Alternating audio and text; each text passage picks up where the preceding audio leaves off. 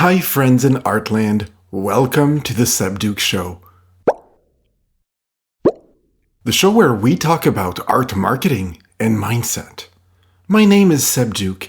I'm an artist and art marketing consultant, and I'm here to help artists like you market your art to reach the right audience and enhance your mindset in order to become more productive and efficient in whatever tasks you tackle. Twice a week, I bring you inspiring and practical advice to help guide you on your path to artistic greatness. And I do this because I truly believe that all art deserves to be seen, starting with yours. Monday episodes are for mindset advice to start your week right. Friday episodes are for art marketing advice, so you can start your weekend with fresh ideas to work on. Now, we're about to start episode 9, If I Had to Start Over, on Instagram. I mean, if all of a sudden my account were to disappear, how would I go about re-establishing myself on Instagram? Or if I were an artist starting a new Instagram account for the first time, how would I go about it? Now I'll admit it, it's not as easy to grow on Instagram today as it was last year. It was harder to grow last year than it was the year before that, and so on and so on. With more and more people on the platform, there's more and more people competing for attention. And not just for artists, it goes for everyone. I mean, if you're trying to grow a fitness page, that's the case. If you're a chef and you're trying to grow a page for your recipes, if you're trying to grow a page for your dog, any kind of page, it's harder and harder to get noticed because there's more and more people on the platform. If on average there's more people on the app, and year in, year out, more people are on the platform and the number of people we all follow goes up, then that means that there's more stuff being published than we can consume through our feed. Everyone's just out there competing for more attention. But on top of that, Instagram is a business, and it's there to serve you ads.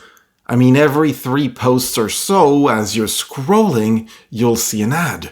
So you're not just competing against other artists, you're not just competing against individuals and businesses, you're competing against people injecting money for you to see their content. Many years ago, it was much easier, as I said, because there was less competition. The feed was not regulated by an algorithm, and hashtags weren't as competitive. You could still shoehorn a bunch of hashtags in your post multiple times a day, and you just grow super easy, organically. Now it's a lot harder. So if I were to start an account on Instagram today from scratch, how would I do it? First of all, I wouldn't stress about hashtags. I wouldn't care too much about figuring out at what time is it best to post. I mean, all of that is important, but I doubt that 20 years from now I'll be quoted saying, I owe my career to using the right hashtags. Or I made $200K last year by always posting at 2:37 p.m. on Mondays instead of 2:15 p.m. Like, those are things that help figuring out the right time to post, figuring out the right hashtags, but in the grand scheme of things, it's not what will help you grow early. So the very first thing I would do would be to focus on how I present my art. I would study how top artists are presenting their art, how I can do that myself, or at least get close to it. I'd learn how to photograph my art efficiently. I'd learn how to become a better photographer, because that's how art is presented on Instagram. It's one of those essential skills to have, if not the most important skill to have. So I'd make sure from the get-go that my art gets presented in the very best way possible. I'd make it a priority to invest in a DSLR camera and a basic lighting kit so I could photograph my art as best as possible. That's where I'd put my money. And if I didn't have the money, I'd find a way to get the money.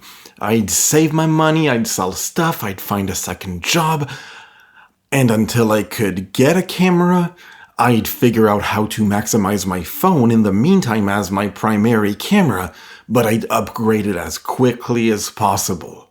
And I'd watch YouTube videos on the fundamentals of photography to become a better photographer and increase the quality of my photography. I'd also figure out what I stand for as a person. What am I trying to communicate through my art, and how can I make sure that my presentation supports my vision? What captions can I write that would support my vision? I'd figure out what I stand for and I'd double down on it. That's something that took me a really long time to figure out, not only as an artist, but as a person. What do I truly stand for? What do I want to be known for? And that's different for everyone, but really I'd figure out what impact I want for my art to have on people. Then I'd craft captions that support that desired impact. Now here's what I wouldn't do. I wouldn't go and follow shitloads of people just hoping for a follow back.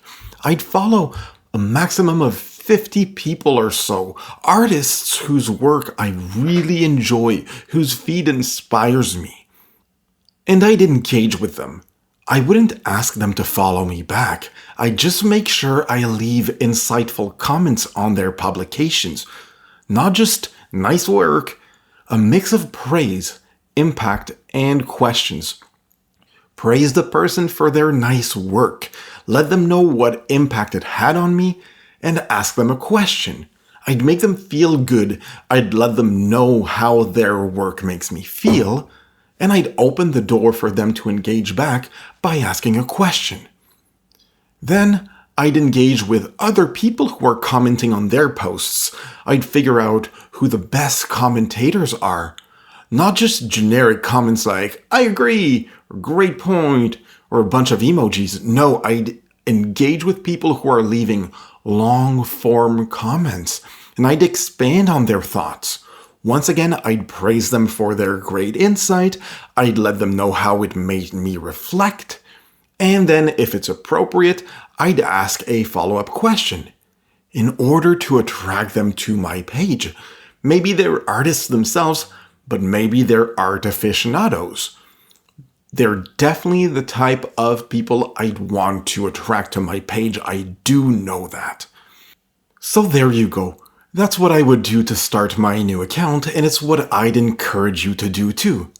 I hope this was helpful, and if you want to get more free advice like what I share in this podcast, make sure you visit sebduke.com and subscribe to my newsletter. Once a week, I will send you practical marketing and mindset advice to help you on your journey to artistic greatness. Now, if you want to get better quicker, check out my book, The Art of Marketing Art on Instagram. You will learn everything you need to know in order to run your Instagram account from scratch and avoid early mistakes. So check it out at sebduke.com and head over to the store section. Alright, I'm signing off. Thank you so much for tuning in. I hope you make today a great day. Make sure your art gets seen by as many people as possible. And I'll talk to you soon.